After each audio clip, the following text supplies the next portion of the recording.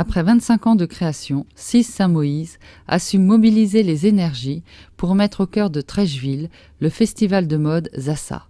C'est à la Maison de l'UNESCO à Paris qu'a été organisée une conférence de presse en présence de la représentante de la délégation de la Côte d'Ivoire auprès de l'UNESCO, mais aussi le représentant de l'ambassade de la Côte d'Ivoire et des grands noms de la culture africaine, Mewé, Princesse Esther Kamatari et Rebecca Ayoko. Tous unanimes, le festival à Treichville est aujourd'hui une évidence. Je suis fière de savoir qu'il va se passer tel événement en Côte d'Ivoire. Je suis né à Treichville. Donc, vous avez vu le documentaire tout à l'heure. Je peux être fier et même orgueilleux d'être né dans ce quartier parce que tout est parti de là en Côte d'Ivoire. Cette initiative est absolument magnifique. Vraiment.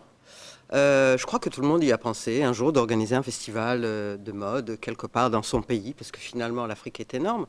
Mais vous avez été beaucoup plus malin et beaucoup plus tenace, et de l'organiser pour que ça puisse voir le jour. Je tiens aussi à féliciter le ministre, votre ministre de la Culture et de la Francophonie. C'est la première fois que j'entends un officiel, un ministre qui met la mode, qui reconnaît que la mode apporte de la richesse dans un pays. Ici, il n'y a plus d'inspiration. Il y avait énormément d'inspiration.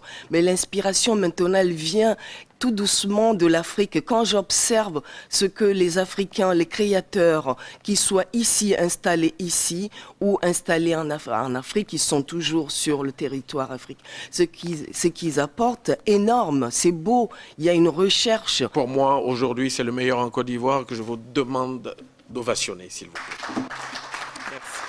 Le festival aura lieu du 19 au 22 mars 2015 dans un lieu symbolique, dans un brassage culturel qui a inspiré son nom.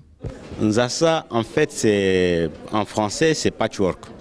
Patchwork, donc c'est le mélange. À Treichville, les populations sont d'origines diverses de toute l'Afrique de l'Ouest. Il y en a qui viennent du Sénégal, du Mali, du Burkina, de la Guinée, du Ghana, même de l'Afrique centrale. Pratiquement toutes les origines africaines se retrouvent à Treichville. Et ces populations-là vivent de façon très harmonieuse et de manière familiale, comme dans une cour familiale, et ce que j'appelle la grande cour familiale de Treichville. Et c'est ce brassage culturel-là qui est donc le leitmotiv de l'UNESCO, qui a fait que nous avons voulu faire ce festival et que nous avons appelé ça Festival Zassa. On aura un village du festival où donc un certain nombre de créateurs talentueux auront l'occasion donc de présenter leur collection. Mais plus, pratiquement tous les magasins de mercerie, de vendeurs de tissus et autres seront implémentés sur le projet. Parce que nous allons faire en sorte que ce festival puisse bénéficier à tous ceux qui œuvrent dans le domaine de la mode à Treichville. Dans une ambiance authentique et originale, entre mode et musique, un grand défilé sera non seulement organisé à l'espace Canal aux Bois, mais aussi un fashion show populaire sur le boulevard de la rue 12 qui fera également toute la notoriété de ce festival. Proche de la population, il veut être la clé de voûte d'une bonne cohésion sociale pour le développement de l'industrie de la mode pour les créateurs africains. C'est important pour l'industrie de mode africaine parce qu'il faut à un moment donné attirer l'attention de ceux qui peuvent développer la mode sur cette activité-là.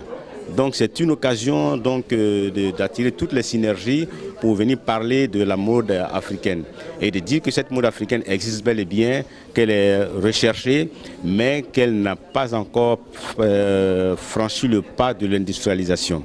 Et donc c'est une occasion d'en parler parce que cela est possible. Nous avons déjà essayé, nous avons fait des produits industriellement qui se comportent très bien sur le marché. Et il faut donc divulguer ceci, de faire en sorte que tous les créateurs sachent qu'ils peuvent faire de l'industrie de mode. Aujourd'hui, le monde est un village. Je ne vois pas pourquoi l'Afrique ne produirait pas pour le reste du village. Les Africains doivent aujourd'hui s'approprier leur propre production. Quand vous entendez dire oui, mode ethnique, ça ne veut rien dire ethnique. Donc l'idée, c'est qu'à chaque fois qu'on fait que ce soit un festival ou un salon, il faut que derrière, tous ces créateurs puissent vendre leur production d'une façon ou d'une autre. C'est bien comme ça que la mode a pris de l'essor en France. Il y a eu le salon du prêt-à-porter où il y a des acheteurs qui viennent, à partir des modèles qu'on leur montre, de prendre leurs commandes. Je ne vois pas pourquoi l'Afrique n'y arriverait pas. Et ce que j'attends aujourd'hui, moi, des stylistes africains, des créateurs africains, c'est qu'ils s'approprient aujourd'hui leur propre histoire, leur propre création, qui non seulement est une richesse culturelle inouïe, et pour éviter que d'autres personnes puissent récupérer. La mode faite par les créateurs africains, ils n'ont rien envié à la mode. Ici, la mode parisienne, dans la mode, je vais dire la mode parisienne en premier, parce que quand je dis Paris en premier, parce que Paris est capitale de la mode, de la haute couture, le savoir-faire, le luxe française.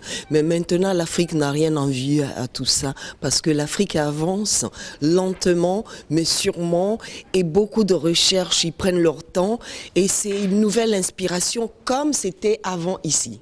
Le défi est lancé. Que ce festival soit également une locomotive pour les couturiers du quartier, brassage de toutes les diversités et couleurs.